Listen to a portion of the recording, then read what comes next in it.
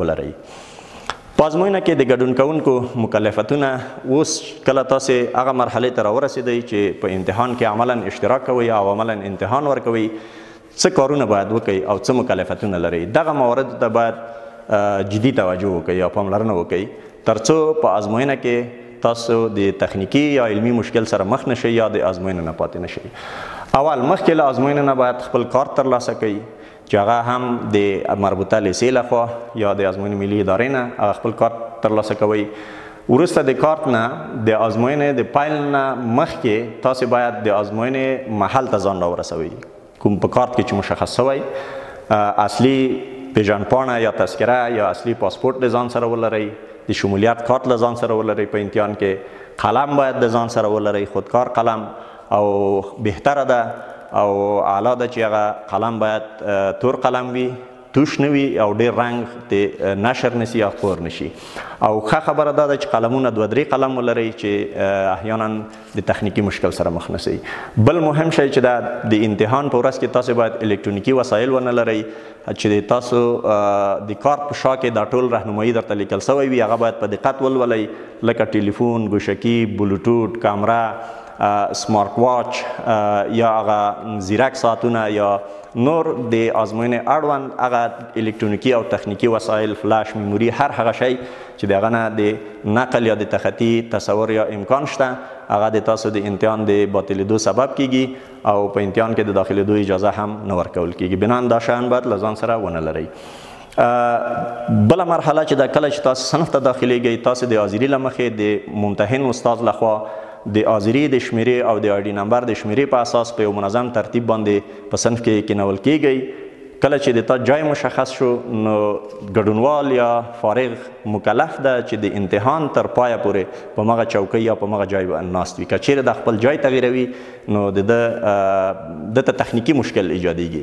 په همدې ترتیب د محل هغه ممتحن استاد ته هم تخنیکي مشکل پیښیږي، کیدای شي کتابچه ورته غلطه راشي، کیدای شي بیا نتیجه یې څه شي باطل شي.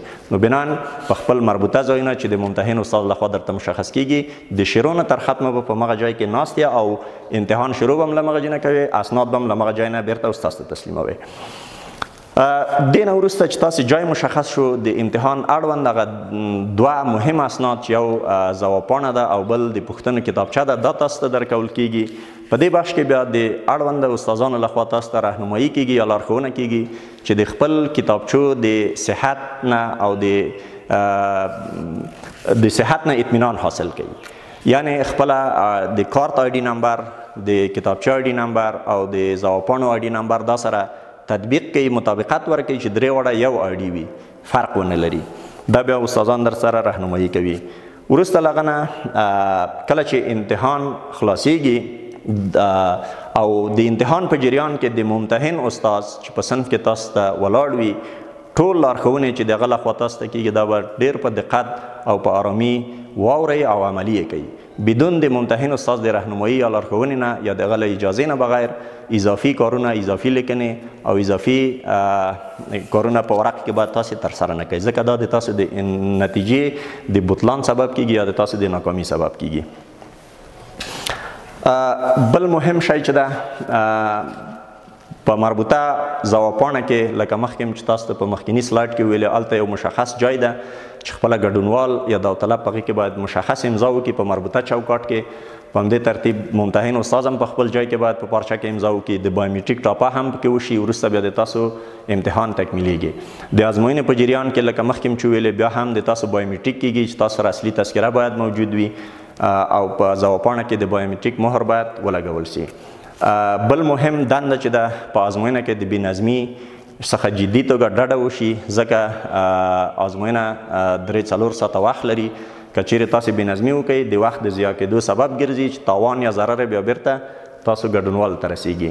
په همدې ترتیب د ازموینې په جریان کې د تاسو بایومیټریک کیږي او د ځوابپاڼه کې د بایومیټریک تخنیکي کارمند لخوا یو مهر یا ټاپه لګول کیږي. بیا بله مهمه مسله چې د ټول ګډونوال د ازموینې په جریان کې باید د هر ډول بېنظمي، شور او ټیلماټیل او نورو جنجالونو څخه چې هغه د صحنې د اخلال سبب کیږي دغه نه جدا جلوګیري وکړي، ډډه وکړي، د ممتحن استاد سره په ډېر ادب، اخلاق او په نظم باندې امتحان ورکړي. ځکه که چیرې بېنظمي وشي بیا نتیجه یې بیرته استاد ته نه رسیږي، نتیجه یې تاسو ته رسیږي چې تاسو امتحان ورکوئ، بیا به خپل د خوښې پوهنځیو ته کامیابیږئ نه، یا به امتحان ترتیب درنه خرابیږي. په خپل سر ځای باید بدل نه کوئ. کله چې لکه مخکې مو وویلې استاد تاسو ته هدایت کوي چې دغلته کښېنه، په خپل سر ځای بدل نه کوئ. که چیرې دا کار وکړئ په امتحان کې د اخلال او بېنظمي سبب کیږي. د محل نه بغیر د ضرورت نه باید بیرون ونه وځئ، ځکه امتحان چې دا محرمه پروسه ده او مشخص معین وخت لري. که تاسو بې ځایه ووځئ بیا نو د تاسو وخت ضایع کیږي. د ازموینې وخت باید په نظر کې ونیسئ چې 4 ساعته وخت یا هغه وخت د هر امتحان لپاره بیا فرق کوي. معمولا د عمومي کانکور لپاره چې اوس 4 ساعته وخت تعیین شوی، هغه وخت په نظر کې ونیسئ. او انتخابونه مو په دقت سره باید ورسوئ.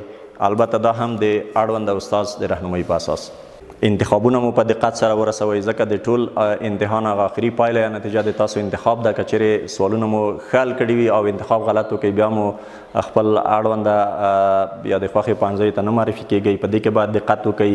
په همدې ترتیب د امتحان نه وروسته چې کله پروسه د امتحان د ممتحن استاد لخوا ختم اعلان شو، تاسو د امتحان اړوند هغه مهم اسناد چې مخکې تاسو ته تشریح سو، لکه د پوښتنو کتابچه ده، ځوابپاڼه ده او کار ده، دغه 3 مهم سندونه تاسو باید په صحیح او سلامت او په روغ صورت سره ممتحن استاد ته تسلیم کړئ. که چیرې یو د دغه سندو څخه تاسو له ځان سره ویسئ، د تاسو امتحان باطلیږي او په کانکور کې مو هم بلک لیست کیږئ.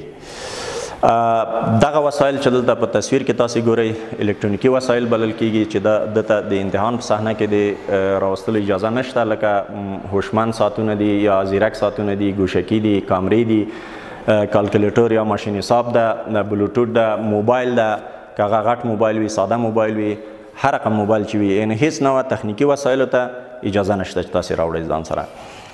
د ازموینې په پیل کې تاسو باید دغه 3 سند د امتحان چې مهم سندونه دي د آی ډي نمبر سره تطبیق کړئ. لکه دلته د تاسو په کارت کې چې آی ډي نمبر ده، همدغه آی ډي نمبر دلته هم رسیدلی او دلته هم د کتابچې یا د فورم په شا کې هم رسیدلی. کله چې تاسو د امتحان په شروع کې دغه 3 دا کارت خود مخکې د تاسو سره موجود وي، ځوابپاڼه او کتابچه د ممتحن استاد لخوا د امتحان د پرانیستې نه وروسته تاسو ته درکول کیږي. دا باید تاسو سره تطبیق کړئ چې دا 3 وړه باید یو آی ډي نمبر وي. که د 3 کې یو فرق وي، تاسو باید هغه د صنف ممتحن استاد یا کنټرولر تاسو په جریان کې کړئ ترڅو تخنیکي مشکل حل کړي. کله چې کتابچه خلاصوئ د سوالونو د حل طریقه ده، لکه دلته یو سمپل یا مثال یا نمونه راغلی. دلته مثلا د ریاضي یو سوال ده، 4 جواب لري، 1 2 3 4. دلته هم هغه ځوابپاڼه ده، لکه دلته د ریاضي برخه تاسو ګورئ چې اول سوال 4 خانې یا 4 ردیفه لري. د مثال په توګه په دې سوال کې د اول جواب صحیح ده، دلته هم تاسو ګورئ چې خط ورکړی او دغه اوله دایره یې توره کړی. دغه صحیح طریقه ده. په همدې ترتیب دویم سوال ده، دلته دویمه شماره، دا هم یو ریاضي سوال ده، 4 جوابونه لري، په دې کې دا 4م جواب صحیح ده. دلته هم تاسو په تصویر کې ګورئ چې دا 4م جواب، دلته به اول، دویم، دریم، هغه 4مه خانه به په صحیح توګه او منظمه توګه لکه څرنګه چې مخکې رهنمایي درته وشو یا لارښوونه وشو په هغه ترتیب باندې به توروئ. په همدې ترتیب 3م سوال ته راځئ. بیا هم درته تکراروم چې مهم خبره په دې کې د سوالونو د شمیرې تسلسل ده، چې دلته او دلته تسلسل درنه باید ګډوډ نشي. په یو تسلسل باندې تاسو مختلا شئ. کله چې دلته 3م سوال ته راځئ، دلته 3م شماره وګورئ. په 3م کې دلته ګورئ چې 3م جواب صحیح ده، نو دغه 3م جواب تاسو باید دلته په 3م ستون 3م ردیف کې دا 3م شماره یا دایره ورته تور کړئ.